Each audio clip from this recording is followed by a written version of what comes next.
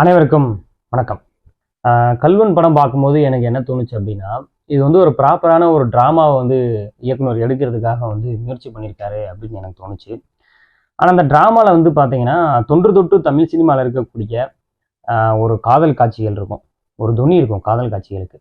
அந்த துணியை வந்து இயக்குனர் எதற்காக இப்பயுமே வந்து பயன்படுத்தினாரு அப்படின்னு எனக்கு தெரியல.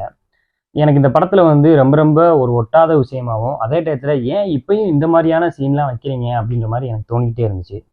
ஒரு படிக்காத ஊர் சுத்திக்கிட்டு இருக்க ஒரு ஹீரோ, நல்லா படிச்சுக்கிட்டு இருக்க ஒரு பொண்ணு வந்து ஹீரோயின். ஒரு ஒரு சிம்பத்தியில வந்து பார்த்தீங்கன்னா, லவ்வை வந்து உருவாக்குறது. உருவாக்கி அதுக்கப்புறம் அந்த சிம்பத்தி லவ்ல வந்து அவங்க வந்து உண்மையிலேயே வந்து ஹீரோ வந்து காதலிக்கப்பட்டு, காதல் வயப்பட்டு, அந்த காதல்லேருந்து விட்டு பிரிய முடியாம இருக்கக்கூடிய கிளைமேக்ஸு. இது வந்து முதல்ல வந்து காதலுக்கும் சிம்பத்திக்கும் என்ன சம்மந்தம்னு எனக்கு தெரியல. சிம்பத்தியில வந்து சிம்பத்தி வேற, காதல் வேற. காதலோட உணர்வு வேற, சிம்பத்தியோட உணர்வு வேற. சிம்பத்தி மூலியமா வந்து பார்த்தீங்கன்னா, ஒருத்தர் மேல வந்து கருணை தான் வந்து வருமே தவிர, காதல் வரும் அப்படின்றது வந்து என்ன லாஜிக்னே எனக்கு புரியல. இது தொடர்ந்து தமிழ் சினிமால வந்து பார்த்தீங்கன்னா, ஏகப்பட்ட படங்கள் வந்திருக்கு. கிட்டத்தட்ட எனக்கு தெரிஞ்சு அந்த முதல் முதல் அந்த படத்தை வந்து அந்த மாதிரியான ஒரு கண்டென்ட்டை வந்து உடைச்சதே வந்து செல்வராமன் அவர்கள் தான். காதல் கொண்டேன் அப்படின்ற ஒரு படம். ரொம்ப அழகா வந்து பார்த்தீங்கன்னா, ஆதிக்கும் அந்த அந்த படத்தில் நடிச்சிருக்க கேரக்டர் ஆதி. அதுக்கும் தனுஷ் அவர்கள் அந்த கேரக்டர் வினோத் கேரக்டர். அந்த 2 பேத்துக்கும் இடையில இருக்கக்கூடிய சிம்பத்திக்கும், லவ்வுக்கும் இருக்கக்கூடிய ஒரு விஷயத்த வந்து பிரேக் பண்ணியிருப்பாப்ல. அந்த மாதிரியான படங்களும் வந்து வந்துகிட்டு இருந்துச்சு. ஆனா அந்த மாதிரியான கண்டென்ட்ல அதுக்கடுத்து தொடர்ந்து படங்கள் வரல. இத்தனைக்கும் அது ஒரு சக்சஸ்ஃபுல்லான ஒரு படங்கள் தான்.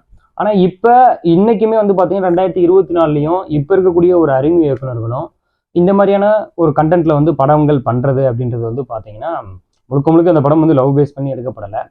இது வந்து ஊர் சுத்திக்கிட்டு இருக்க ஒரு கேரக்டர், ஜீவ பிரகாஷ்குமாரோட கேரக்டர். அந்த கேரக்டர் வந்து ஒரு தன்னுடைய சுயலாபத்துக்காக வந்து ஒரு ஒரு பாரதி ராஜா மாதிரியான ஒரு ஆளை வந்து தாத்தாவை தத்தெடுத்து அவரை வந்து பலி கொடுத்து நம்ம வாழ்க்கையில செட்டில் ஆயிடலாம். அது என்ன கண்டென்ட்றது சொல்ல வரும்ல, ரிவீல் பண்ண வரும்ல, அதனால படமா தெரிஞ்சுக்கோங்க. சும்மா ஒரு ஸ்டோரியோட பேஸை மட்டும் சொல்றேன். அதுல வந்து ஒரு சுயலாபம் அடைஞ்சுக்கலாம் அப்படின்ற மாதிரியான ஒரு ரோலை தான் வந்து ப்ளே பண்ணி அதுல தான் வந்து இந்த திரைக்கதையை வந்து பண்ணியிருக்காங்க. அதுக்கு ஒரு பேக்ட்ராப்பா வந்து காதல் வந்து இதுக்கு வந்து உந்துதலா இருக்கு, கதைக்குள்ள வந்து ஊடுருவி போகுது அப்படின்ற மாதிரியான ஒரு திரைக்கதையை தான் வந்து இயக்குனர் வந்து எழுதியிருக்காரு. ஆனா இதுக்கு வந்து பாத்தீங்கன்னா அந்த மாதிரியான காதல் காட்சிகள் தான் வச்சிருக்கணும்னு அவசியம் கிடையாது. பல்வேறு கோணத்துல வந்து அந்த காதல் காட்சிகளை வந்து காட்டியிருக்கலாம். ஆனா சிம்பத்தியிலேருந்து தான் காதல் வருது அப்படின்ற மாதிரியான ஒரு டெம்ப்ளேட்டை இந்த படத்தில் பேசியிருக்க வேண்டிய அவசியம் கிடையாது. பாடல்கள் எல்லாமே வந்து படத்தோட வந்து புறமா இருந்துச்சு. ரொம்ப ஸ்பெஷலான யூனிக்கான பாடல் எதுவும் எனக்கு தெரிஞ்ச மாதிரி தெரியல. இந்த கட்டழகு கருவாச்சி அப்படின்ற ஒரு பாட்டு வேணா வந்து ரீல்ஸுகளில் இந்த சமீபத்தில் வந்து ட்ரெண்ட் ஆகிட்டு இருந்துச்சுன்னு நினைக்கிறேன் பாட்டு வந்தப்ப. இப்போ இந்த படம் வந்துருச்சு, ஒருவே வந்து அந்த பாட்டை கூட கண்டுக்கிறவே இல்லை. தீனா அவர்கள் வந்து பார்த்தீங்கன்னா இதில் வந்து நல்ல ஒரு சப்போர்ட்டிங் ரோலை வந்து பண்ணியிருந்தாரு. தொடர்ந்து இது மாதிரியான கேரக்டர் ரோல் பண்ணாருன்னா நல்லா வரதுக்கு வாய்ப்பு இருக்கும். பாரதி ராஜா அவர்கள் 2-3 காட்சிகளில் 2 நாள் நடிச்சிருந்தாரு. இன்னும் வந்து பவர்ஃபுல்லாகவே வந்து அவரோட கேரக்டர் வந்து எக்ஸ்ப்ளோர் பண்ணி காட்டியிருந்துக்கலாம். இப்போ இந்த கல்வன் வந்து தேட்ரிக்கல் எக்ஸ்பீரியன்ஸாக எப்படி இருந்துச்சுன்னு பார்த்தீங்கன்னா, ஒரு ஓகேவான ஒரு ட்ராமாவாக இருந்துச்சு. ஓடிடியில் வந்து பார்க்குறவங்களுக்கு என்ன மாதிரியான ஒரு உணர்வு கொடுக்கும் அப்படின்னு எனக்கு தெரியல. ஒருவேளை அது வந்து ஒரு பொழுதுபோக்கு படமாக இருக்கும் அப்படின்னு எனக்கு தோணுது படம் பார்க்கும்பொழுது. படத்தில் வந்து அந்த யானைகளை வச்சு எடுத்தப்பட்ட காட்சிகள்லாம் ஓரளவுக்கு நல்லா இருந்துச்சு.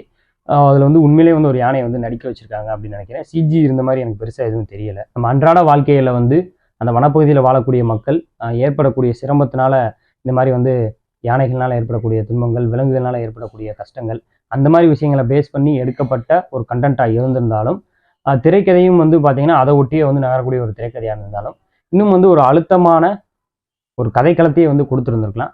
வெறும் வந்து செய்தி கதையை வந்து திணிச்ச மாதிரி இந்த படம் பார்க்கும்போது எனக்கு தோணுச்சு.